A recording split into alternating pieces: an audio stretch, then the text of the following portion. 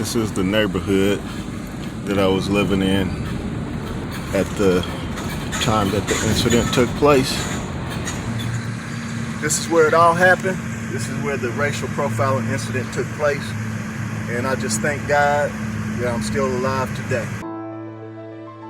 I'm Nathan Scott, and I've been an associate with Capital since 2006. And I must say, when I first joined Capital, I didn't realize that places like this existed.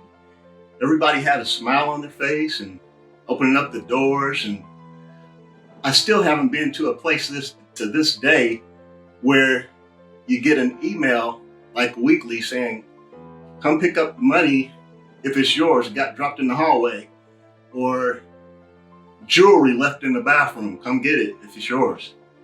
And I can see why Capital is trying to preserve that culture, because we work with such great people. However, it hasn't always been so great for me. I can remember prior to my days at Capital, years ago, when I had an instance of racial profiling. One day during the summer when I was taking a joyride in my convertible 1969 Impala with the top down, it's a sunny day, on my way home, and I got pulled over by the police for apparently no reason. When I got pulled over, two cops got out of the car, both Caucasian. One came to the driver's side of the vehicle and asked me for my license and registration. When I reached for my wallet, the cop on the other side of the vehicle put a gun to my head and said, "Freeze." And I froze. At that moment, my life flashed before me, and all I could think of was all the news flashes on TV of all the young black men that were killed for no reason, and wonder if I would end up being one of those statistics. I was pulled from the car and placed face down on the concrete in the middle of the street. I tried to gain an understanding of why this problem exists. I'm just happy to be alive, and that I was not one of the statistics like the other cases. And when you hear cases of racial profiling, the only time you hear those is when something fatal happens or someone is killed. I was surprised to find out by reading a study that being killed by the police is a leading cause of death for black men. 1 in every 1,000 black men are killed by the police.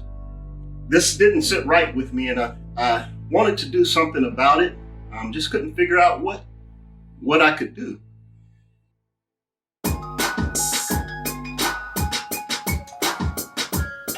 My passion for music began at a very young age. I used to be a part of the group called the Scott family. We were also a family and a Christian singing group and band. I guess you could say we were like the Christian Jackson 5. We had those types of tuxedos and the whole nine, consisting of me. At that time, I was around 11 years old, and my 3 brothers. I played the trumpet. I had 2 brothers older on saxophones, tenor and alto sax, and I had a younger brother that would play the drums. And my father was on the guitar, and my mom was on the piano. And we traveled around from church to church. Fast forward about 10 years from then, the Christian rap group Connection was formed. And while we were together, during the 3 years that we were together, we were able to perform with such gospel greats as Yolanda Adams and the Winans. I must say that one of the most memorable concerts that we performed was at John Osteen's church. He is the father of Joel Osteen. As when I got on stage, there was so many people there, I could not see the back of the crowd. I could not see where the crowd ended. I think that's the moment where I turned my energies to producing music, as I wanted to be more behind the scenes and private. I went to school and got my sound engineering certificate from Chillicothe, Ohio, the recording workshop. And in '97, Deep Note Productions was born, which is a music production company. I've been able to work with many artists over the years, and I have been able to build a substantial YouTube channel which is dedicated to music production with vintage equipment and tutorials for music production with vintage equipment. Although music has been able to provide me with a sort of peace, I still had that racial profiling incident that continued to haunt me through the years.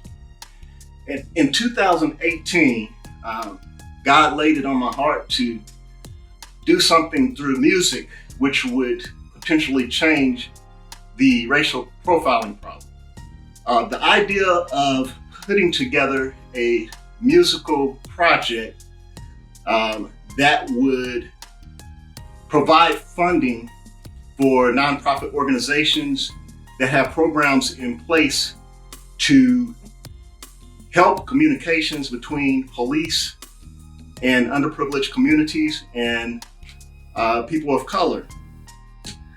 So with that idea, I was able to create a project called Masterpiece. My goal was to have that done by my 50th birthday, and I was able to do just that. Each track on the album, there is just instrumental. There's no lyrics. It's just peaceful music. They're handcrafted tracks with peaceful themes, with the sole purpose of bringing attention and solutions to the problems of racial profiling and discrimination. I've been able to create an alliance with the Burns Institute in Oakland, California. I had a conference call with the CFO there who agreed to accept contributions from the proceeds of the sale of the Masterpiece project. All proceeds from the sale of the project are being donated to that organization so that a change can be made. I feel like that through the making of this project and the things that I have done, or I feel like are going to make a change in the future long after I'm gone, have played an important part in my healing process. However, I can't say that I'm completely healed. Just yesterday, I was on my way to check the post office box and there was a police car behind me. And it's scary. When a police is driving behind me, I know it shouldn't be, but I'm not doing anything wrong. I'm innocent, but every time a police is behind me now, I'm like wondering, are they gonna pull me over and am I gonna go through the same type of incident or worse?